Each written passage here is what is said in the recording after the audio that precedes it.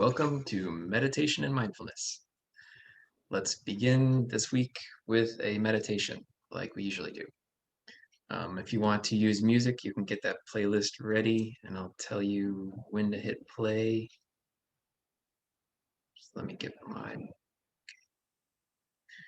Um, so let's close our eyes, settle into our seat,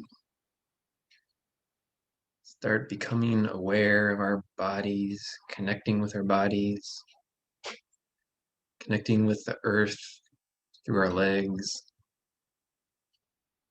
Feel your hips above your legs. Feel your torso above your hips. Let's roll our shoulders up to our ears and down and back, keeping them soft and relaxed. Align the neck over the shoulders. And you can slightly tuck your chin and reach to the sky with the crown of your head.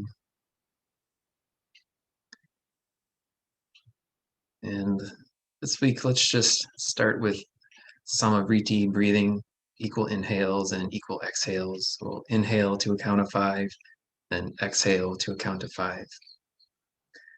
So when you're ready, let's inhale, 2, 3, 4, 5, and exhale, 2, 3, 4, 5.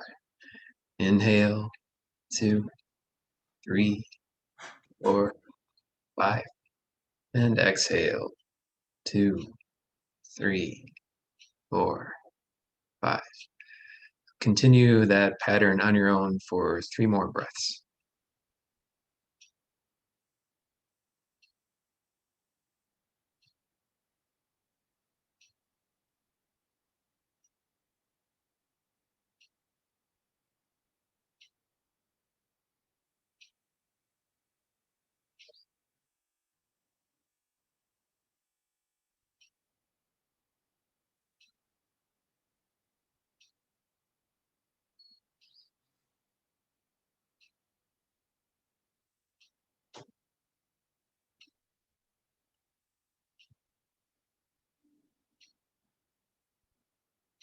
And if you'd like to use music, you can hit play now. Otherwise, we'll be back in a few minutes.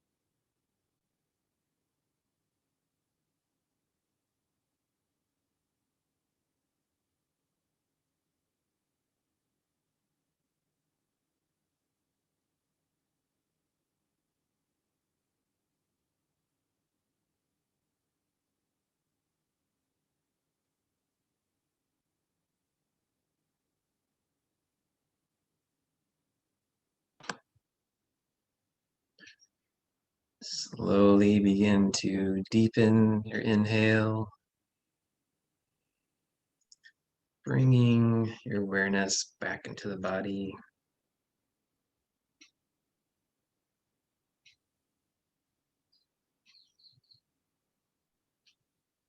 And when you're ready, you can open your eyes and rejoin us.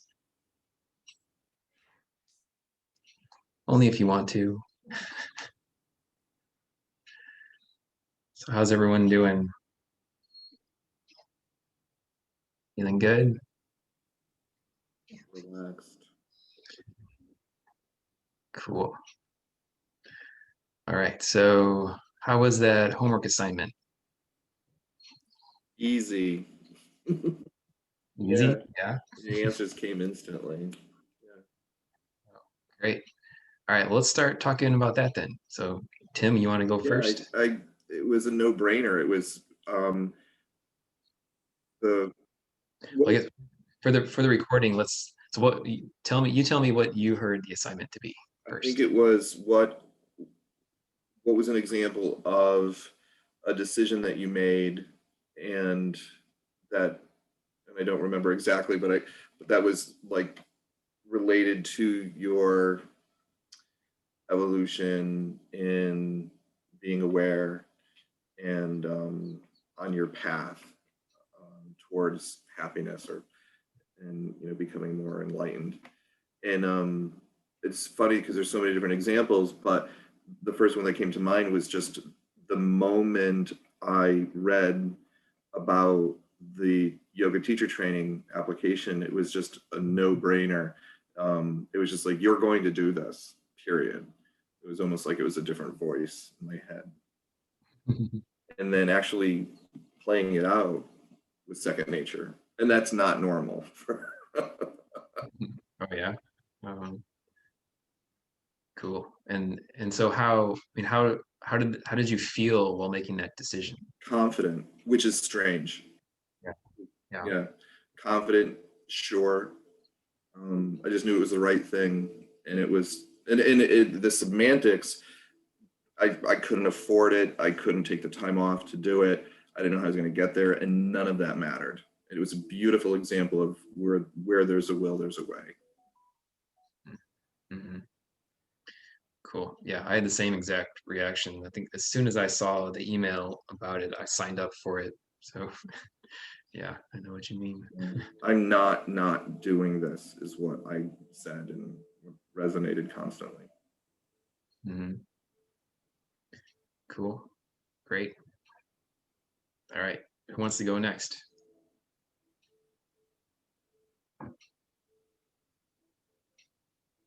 Anyone? Oh, Carla. Carla, you've been nominated. Okay, I've been voluntold. Um, so I it happened very recently where I had told my sister that I was feeling super isolated with the whole pandemic and being at home alone with just me and the dog. And we'd come up with this plan that I would go out and meet her once I got my second vaccine.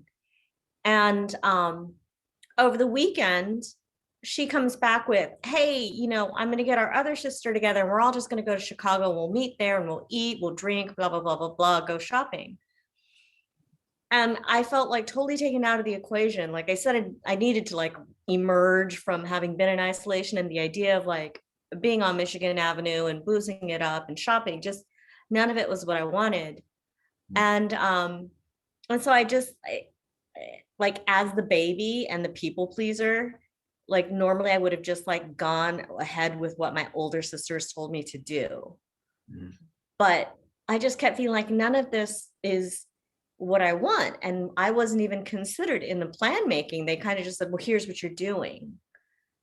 And like the more I sat with it, the more I'm like, I'm going to be miserable. Like this is, and then my sister was like, hey, we're going to have, I think our brother can come out from Southern California. And all of a sudden I'm like, what I thought was going to be this like catch up and like reemerge from, sheltering in place and being on my own to like connect with my sisters, all of a sudden felt like this big city, like none of it of what I wanted. And so when I tried to talk to my sister, she kept trying to give me the pros of doing this trip. And so finally just said, you know what, I feel like you're not hearing me and that you're only listening to respond versus actually taking in what I'm saying. Mhm. So as a tribute to my like mental health and the levels of comfort where I'm at, I'm gonna have to sit this one out. So if you guys want to go to Chicago, have at it. But like this just doesn't feel like it's in alignment for me. And so it's not a good choice. And I mean, it's not a huge deal, but it was in that I was finally just kind of like saying no, setting a boundary, actually calling it for what it was, of just like, you're not hearing me. You're just like, you're just looking to respond. You're actually not taking in what I'm saying. And I think that was a way that allowed me to like take up space. Whereas normally I would kind of just fade into the background because my family is really big personality. So I usually can just wallflower Mm. because there's just, they just take up all the oxygen in the room.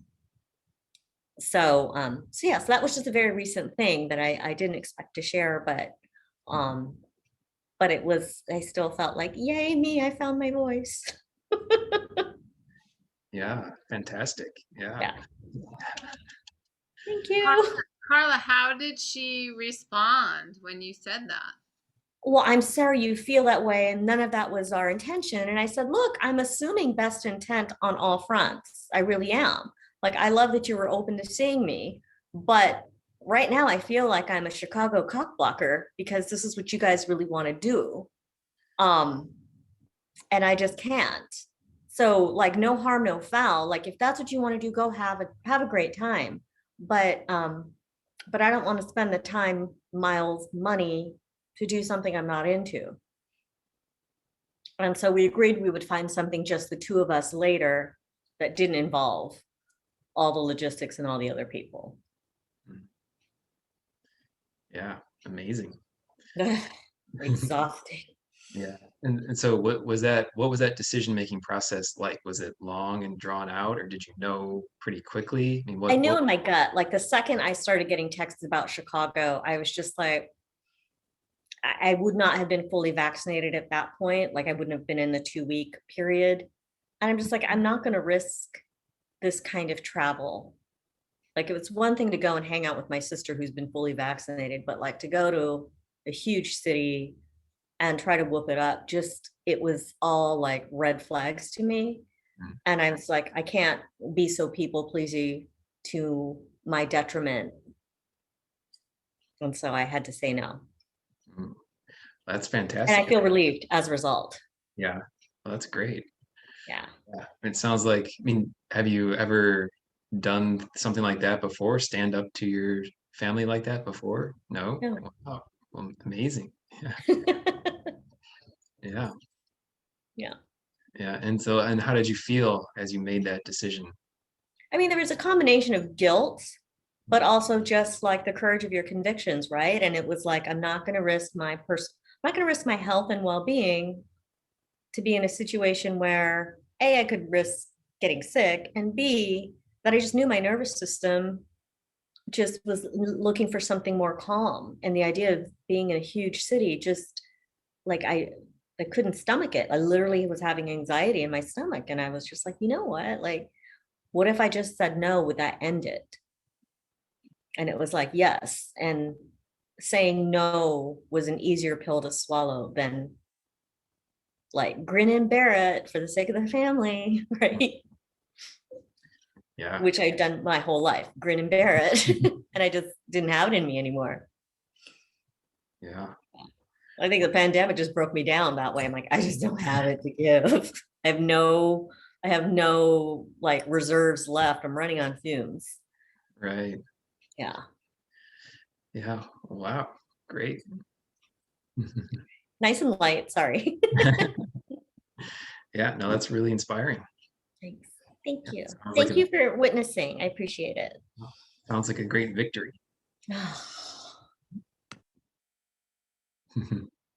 Cool. Wow, that's a tough act to follow. Who wants to go next?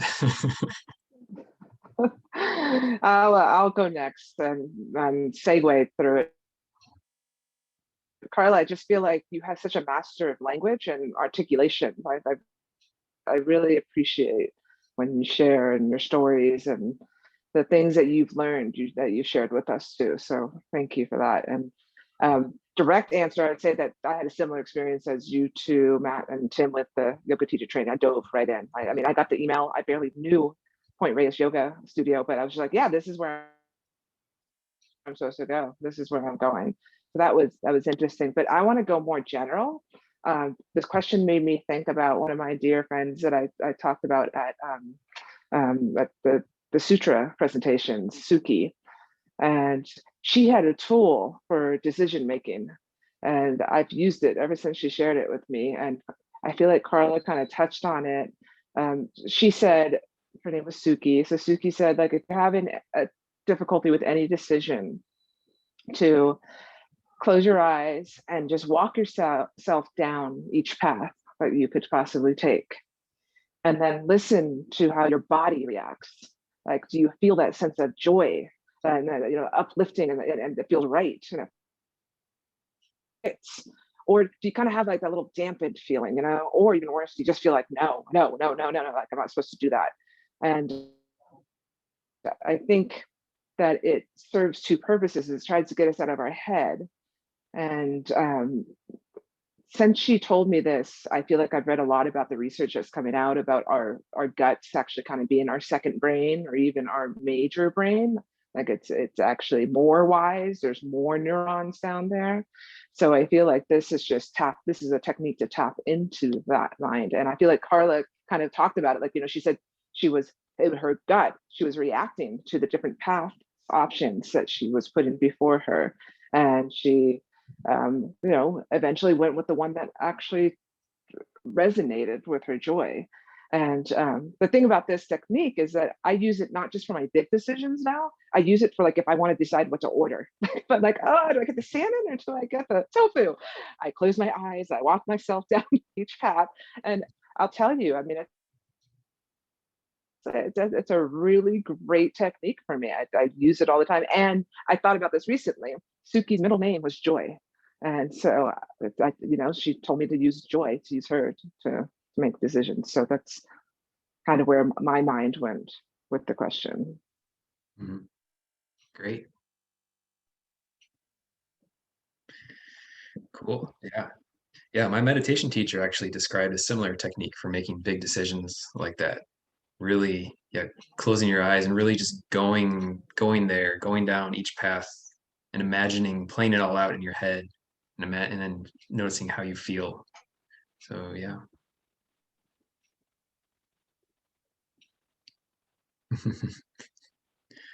Okay, we're up.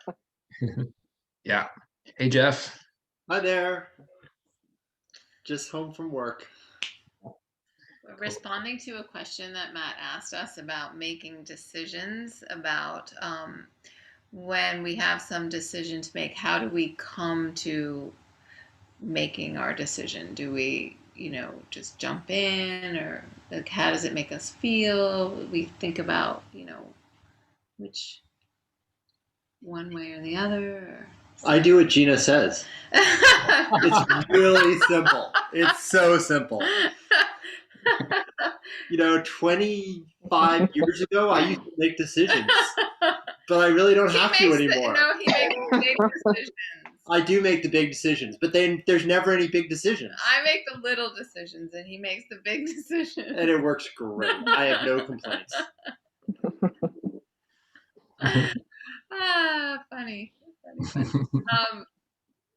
Well, so similarly, I had a very similar experience to probably all of you. Carla, you didn't mention it, but I'm sure you probably did too. Like, just saw that yoga training, signed up. I remember it was late at night.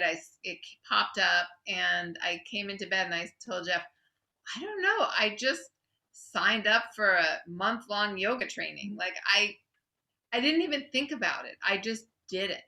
And then thought about it afterward and realized like, oh man, how am I going to get a month off? How am I going to do this?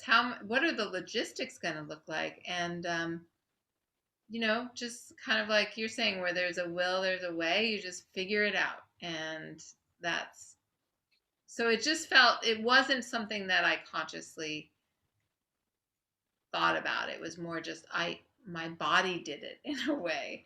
Mm. um, and and then I started thinking about how in my life that's always been the case for me, where I've had these big decisions to make, like moving across the country, um, buying this home, like big life altering decisions, where I feel like, and it sounds kind of corny to say, but the universe really opens doors for you, pathways. Like you're on this path and things just start revealing, and you just keep going, and you just know that you're taking the right path. Somehow you just know. Mhm. And maybe it's that feeling of everything just resonates, but it seems like the unfolding just happens when the decision is the right one for you at the time.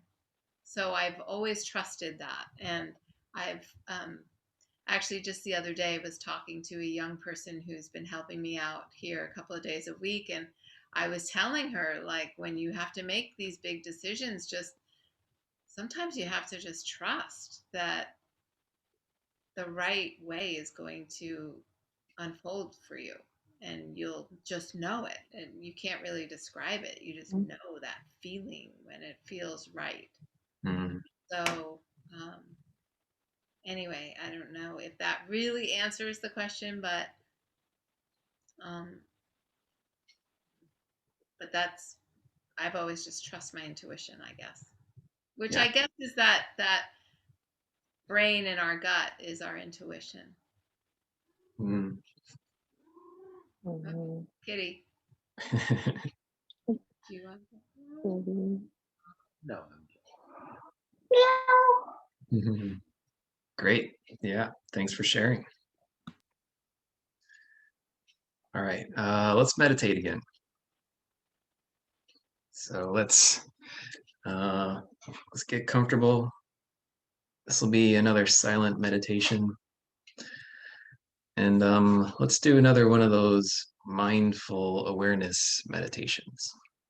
So let's settle into our seats, get comfortable, close your eyes, and let's start to drop into our bodies and really become aware of our bodies. So let's start with our toes. Can you wiggle your individual toes? Feel that pinky toe, feel that fourth toe, feel that third toe, feel that second toe, feel that big toe. And can you feel the rest of your foot, about the top of your foot, the side of your foot, those bony points on your ankles on the sides? Become aware of your entire foot, the bottom of your foot. And let's move up the legs, up to the calves. Maybe clench and unclench your calf muscles, becoming aware of those. Can you feel the inside of your calf? When's the last time you brought some attention to that inner part of your calf? Keep moving up the legs. Feel your knees. You feel the front of your knee, the bony part of your knee. Is that rubbing against clothes right now? Feeling any sensation on the front of your knee? And how about the back of your knee? There's some clothes, maybe crumpled up in that crease in your knee. Keep moving up your legs. Maybe clench and unclench the big thigh muscles. Feel your thighs, feel the pants that you're wearing. And feel, let's move up into your hips, into your bottom. Can you feel your seat connecting with whatever you're sitting on?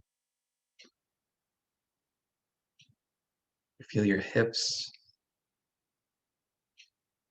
maybe the bony parts in the back of your hips. Can you feel those connecting with whatever you're sitting on? Maybe rubbing against clothing. And how about the small of your back, the lumbar back? Can you press that back into whatever you're sitting against? Feel the sensation there. Moving up, lower back, your stomach, your abdomen, your sides. Can you feel your sides? How about the lower ribs? Are they brushing against any clothing right now? Keep moving up along the side of your chest. About your armpits. Can you feel what's going on there? Can you feel your shoulders? Let's roll them up to our ears again and back and down, keeping them soft and relaxed. How about your elbows? Can you feel those? Maybe your inner forearms, your hands, your fingers. Maybe flex and bend your fingers, becoming aware of each individual fingertip, your thumb, your index finger, your middle finger, ring finger, your pinky finger. Feel your whole hands.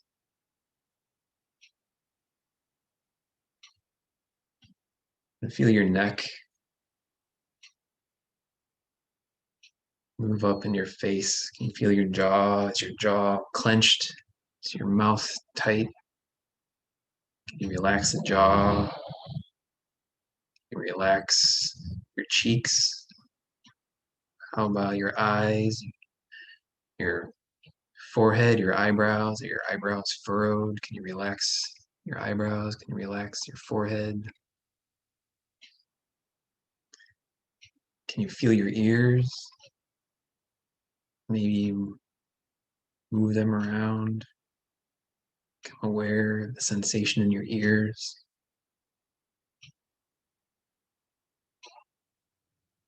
How about the back of your head? What's going on there? You feel your hair. How about the crown of your head, the very top of your head? Can you feel that point on the top of your head? So now let's just sit for a couple more minutes and try to keep that whole body awareness. Just becoming aware. If there's any body parts that you lose awareness with, see if you can touch back in with them. Just try to stay aware of the entirety of your body as we sit here for the next couple minutes.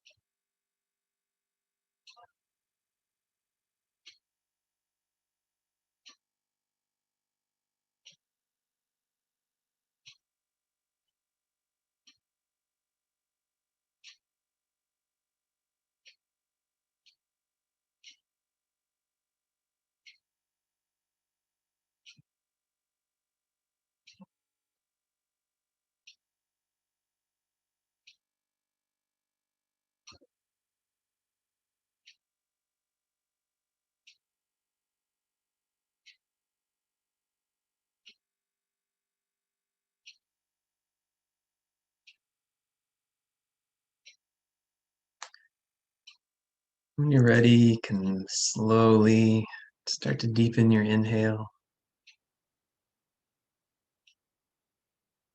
bringing your awareness back into the body.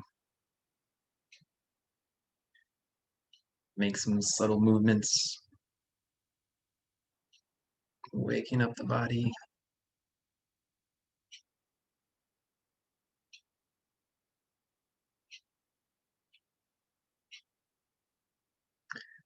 All right, how's everyone doing? Good? Great. Cool. Yeah, so thanks for all your answers earlier. Those were really inspiring. Yeah, so the topic I wanted to talk about tonight is kind of following your heart or following your intuition or following your gut, whatever you want to call it, the alternative to only following your head. And so you guys are obviously all very in tune with that. And so that's yeah, it's a very good thing, obviously.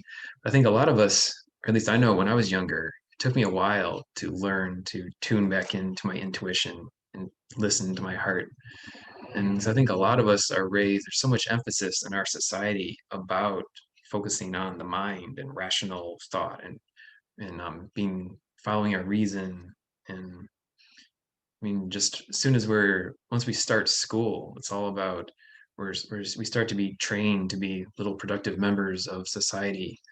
And it's all about getting a good job, a productive job, a job that's going to support us and support our family so we can buy lots of stuff and buy a house and support the capitalist system. But it's all very much doing the things that we think we need to do, right? There's a lot of lip service given to following your heart. There's lots of memes all over Facebook about it. And celebrities talk about it all the time, following your heart.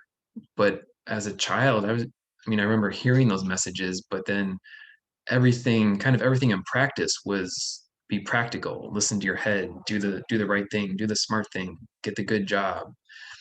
And so it took me a long time to really listen to my intuition.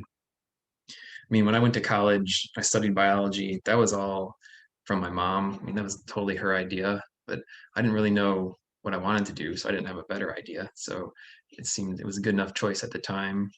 And then same thing for graduate school. But then once I started studying biology, I mean, it was kind of interesting and I did well in it. And so I stuck with it. And it was always, I mean, I never hated it or anything. It was always interesting. And then same when I went into grad school, it was always interesting.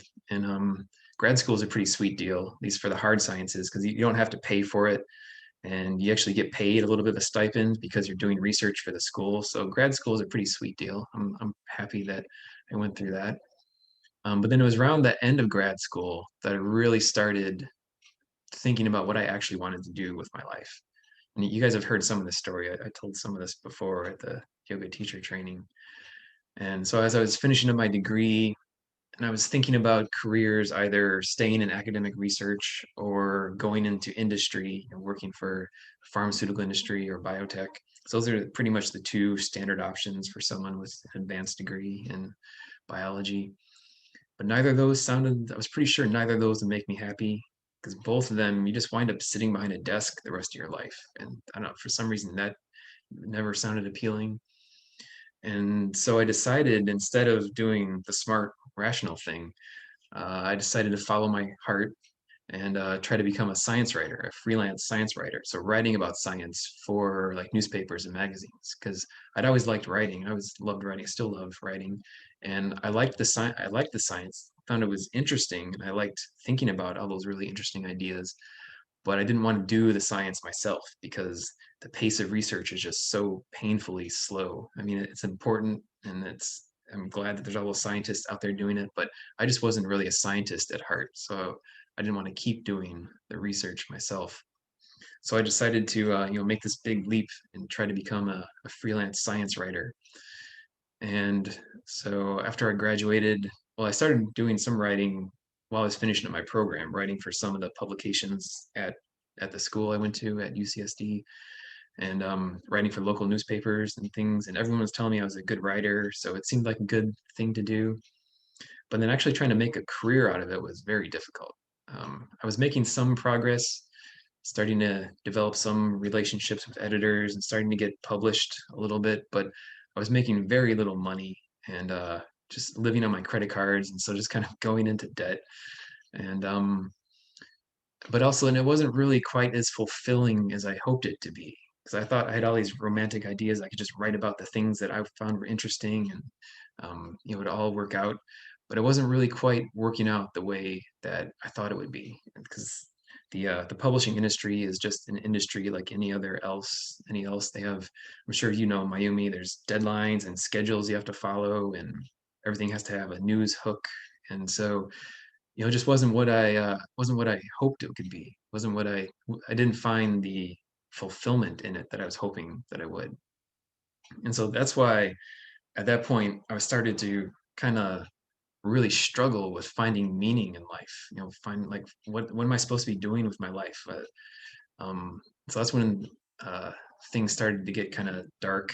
Like I fell in with these friends that would go out drinking all the time and picking up women, or they would pick up women. I would try but fail miserably every time. I never got the hang of that. Um, but so yeah, I was drinking a lot. And like I said, had like kind of a problem with binge eating sometimes too. It's just like trying to do all these things to feel something, to find some meaning, find some purpose.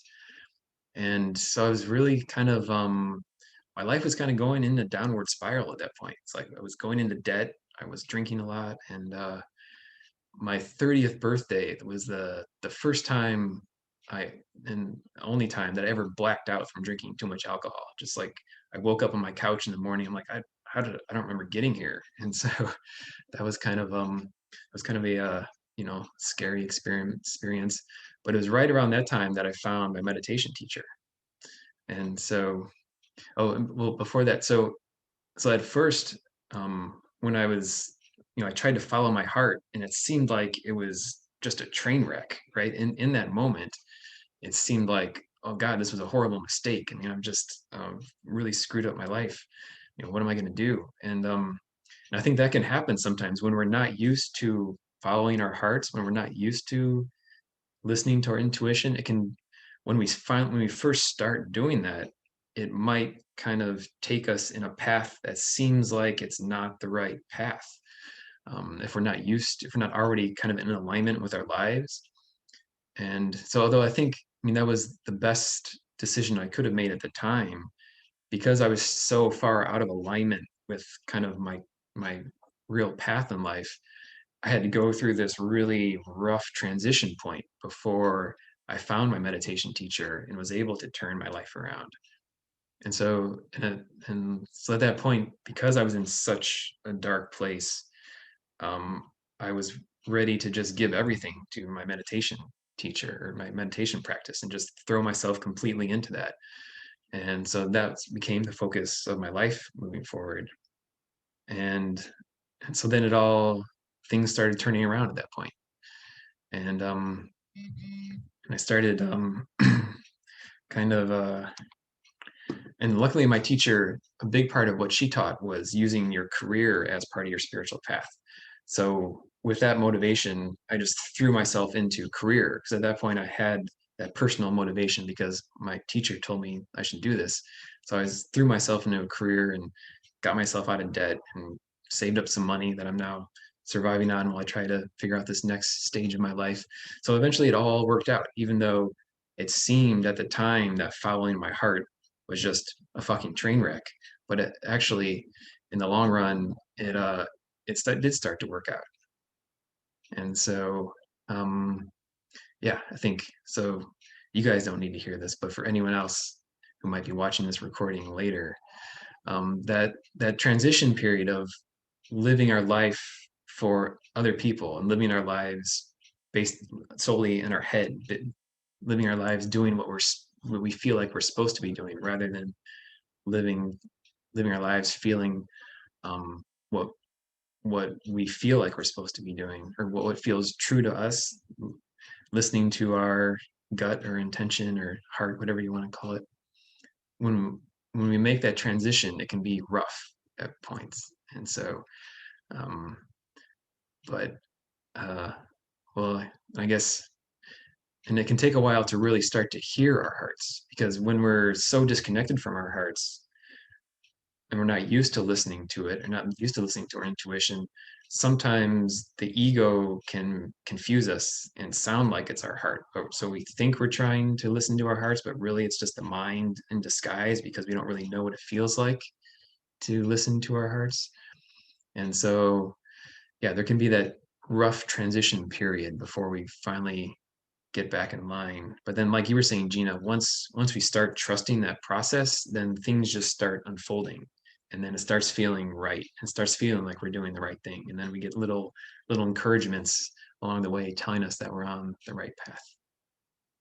And so, yeah, so that's why I call it the subtle art of following your heart, because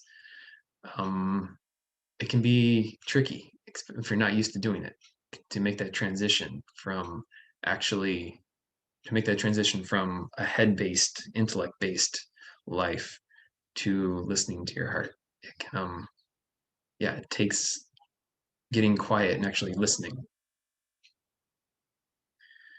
So yeah, I think that's enough on that topic for now. Does anyone have any questions or comments? I'm sure it all makes sense to you.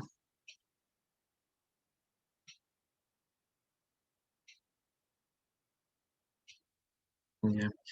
Did any of you have any similar experiences in your life?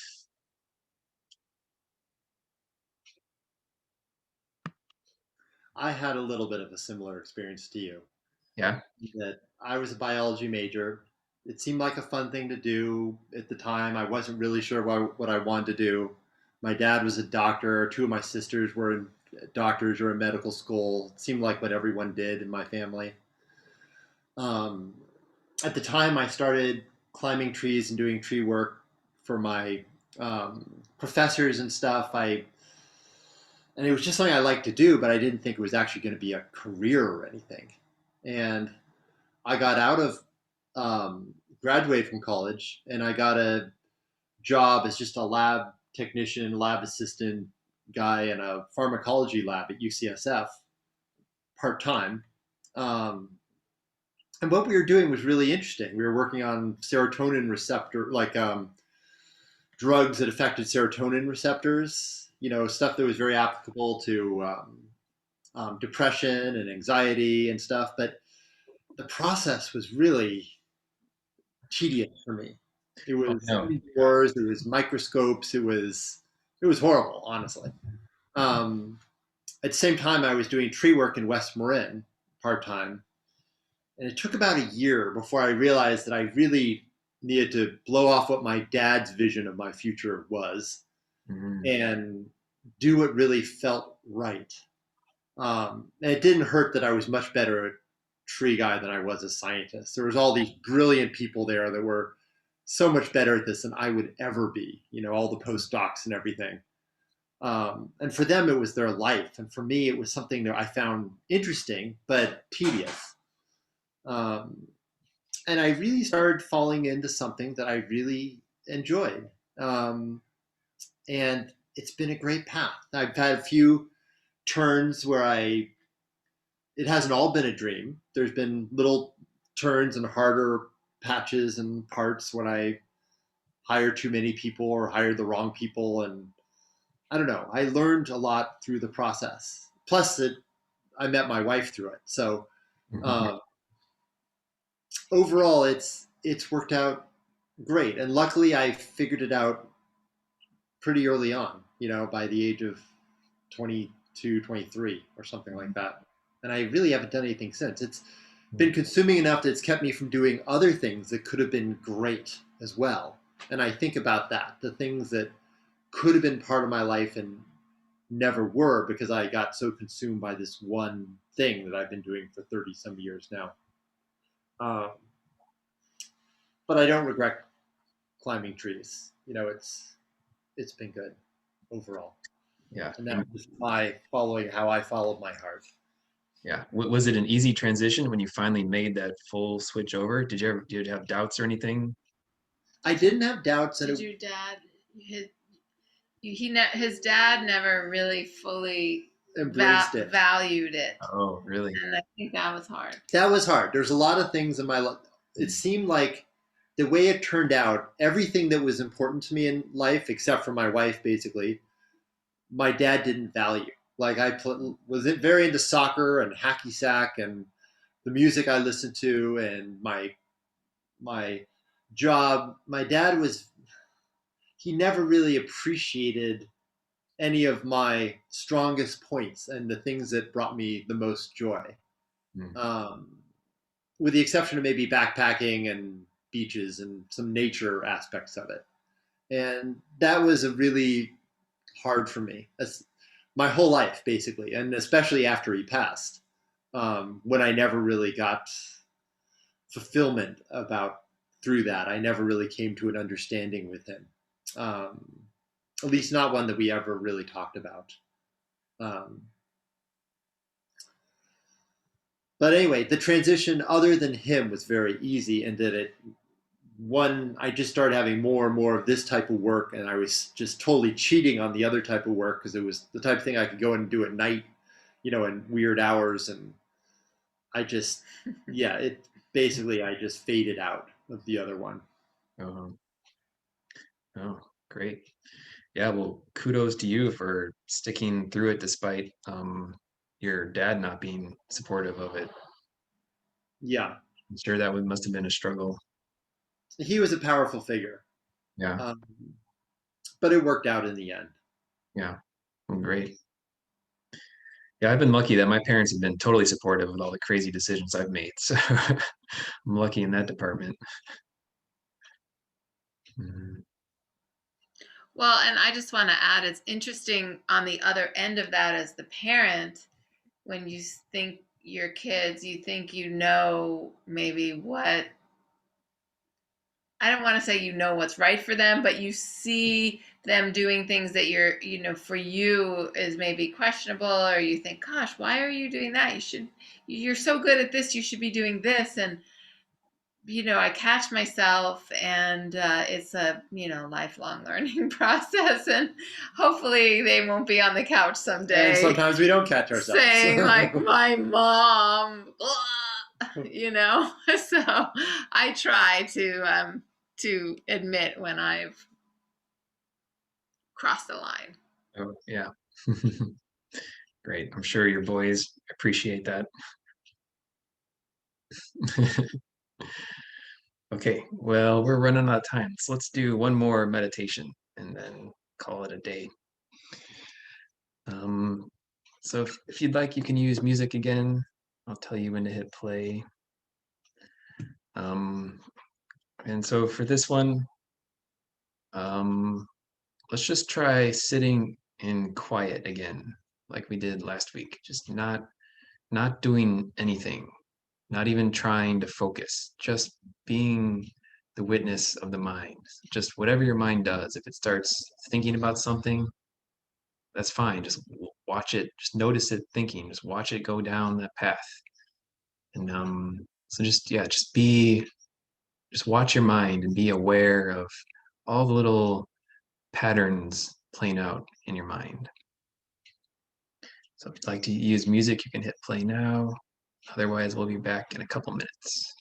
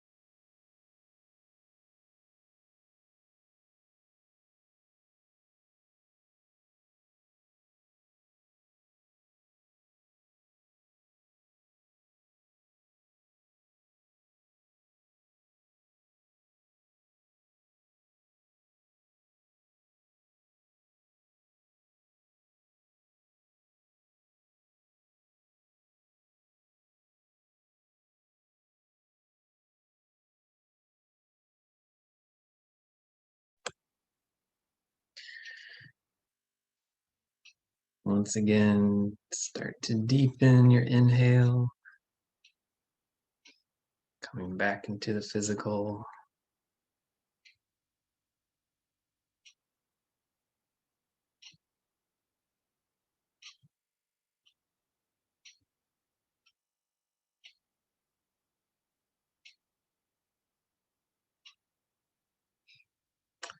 All right.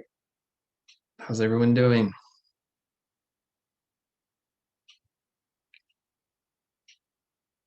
Great. Any final questions or comments?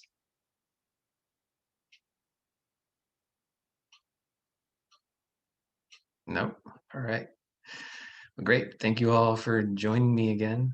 It's great to see you all. Thanks, Matt. Thank you. Great to Thank see you all. Yeah, thank You you all. guys. Tim, how was your trip? I just want to ask you really quick before we hang up. Did you have a Good. good?